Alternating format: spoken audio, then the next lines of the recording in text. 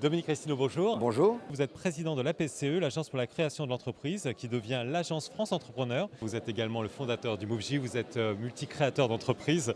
Alors l'APCE qui devient l'Agence France Entrepreneur, qu'est-ce que ça signifie en termes notamment de repositionnement de l'APCE? Quel sera le nouveau rôle de l'APCE? Alors déjà, un rappel de ce que faisait l'APCE, l'Agence pour la création d'entreprise, depuis 35 ans.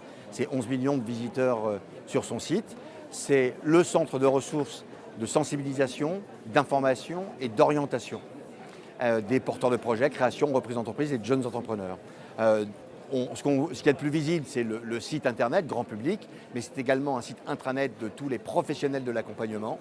C'est un centre d'études, notamment avec le lancement de l'indice entrepreneurial français. Et depuis la fin de l'année dernière, le président de la République a souhaité accentuer les missions de l'Agence pour la création d'entreprise en transformant l'Agence France Entrepreneur, notamment pour apporter une réponse, et notamment une réponse de l'accompagnement pour des porteurs de projets, de création et de reprise sur l'ensemble du territoire, et ce qu'on appelle également avec une accentuation sur les territoires fragiles.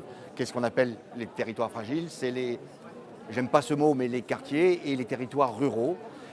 Et là où il y a énormément de création d'entreprises, 2 fois plus que la moyenne nationale, mais également 2 fois plus de défaillance. Voilà, de défaillance.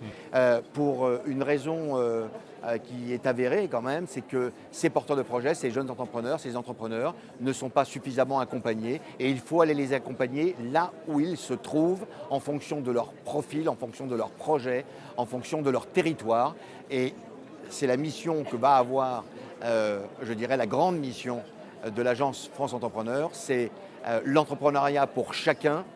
Ça doit être le moteur de l'Agence France Entrepreneur. Alors dans ces missions aujourd'hui renforcées avec la coordination de l'écosystème et des réseaux, et également une mission d'évaluation des politiques par rapport à l'écosystème entrepreneurial.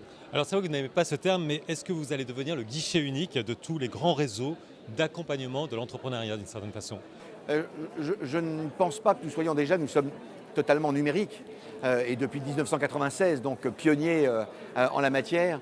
Nous collaborons avec les réseaux et les réseaux d'accompagnement sont les grands réseaux de l'ADI, des BGE, de France Initiative, France Active, mais c'est également, et ils sont au conseil d'administration, les chambres de commerce et d'industrie de France, les chambres de métiers, le conseil supérieur de l'ordre des experts comptables, les experts comptables qui jouent un rôle également dans tout cet écosystème.